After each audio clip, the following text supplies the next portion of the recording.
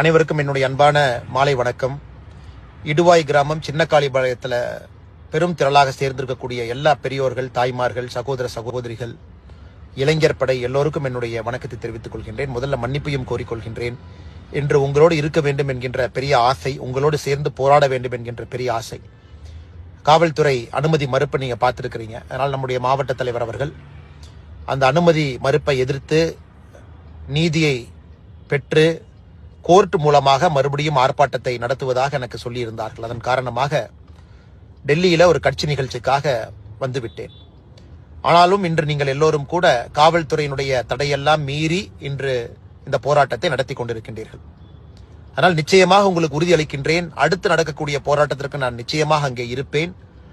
அதே நேரத்தில் எங்களுடைய மாவட்ட தலைவர் அண்ணன் ஸ்ரீனிவாசன் அவர்கள் முறையாக அனுமதியை நிச்சயமாக பெறுவார் என்கின்ற நம்பிக்கையும் எனக்கு இருக்கு. காவல்துறை அப்பொழுதும் அதை மறுத்தால் வேறு வழி இல்லை, நானும் உங்களைப் போல அதை மீற வேண்டிய கட்டாயத்திற்கு தள்ளப்பட்டிருப்பேன்.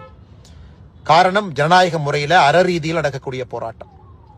எந்த விதத்திலும் கூட இந்த ஊர் பகுதியில திருப்பூர் மாநகராட்சியினுடைய குப்பை கழிவுகளை கொண்டு வந்து கொட்டுவதற்கு யாருக்குமே இங்க அதிகாரம் இல்லை. இருந்தும் திருப்பூர்ல வரக்கூடிய குப்பை கழிவுகள் எல்லாம் கூட அங்கேயே திட மேலாண்மையாக அதை வரைமுறைப்படுத்துவதற்காக கிட்டத்தட்ட 28 MCC இருக்கு. எதுவுமே நடைமுறைப்படுத்தல. இந்த குப்பை அகற்றப்படுவதில் ஒரு பெரிய லஞ்ச சாம்ராஜ்யத்தையே திருப்பூருடைய மாநகராட்சி நடத்தி கொண்டிருக்கின்றார்கள். இன்னைக்கு அதை பேச்சு மூச்சு இல்லாம சத்தம் போடாம அதை நைசா கொண்டு வந்து சின்னக்காளிபாளையத்துல கிட்டத்தட்ட ஒரு 6-7 கிராம பொதுமக்களுக்கு தொந்தரவு கொடுக்கும் விதமாக அராஜகத்தோடு இதை கொட்டியே தீர்வோம் என்று ஆர்ப்பாட்டம் செய்து கொண்டிருக்கின்றார்கள் அவர்கள். அதை எதிர்த்து ஜனநாயக ரீதியில நாம் ஆர்ப்பாட்டம் செய்து கொண்டிருக்கின்றோம். அதனால் கவலையை விடுங்க.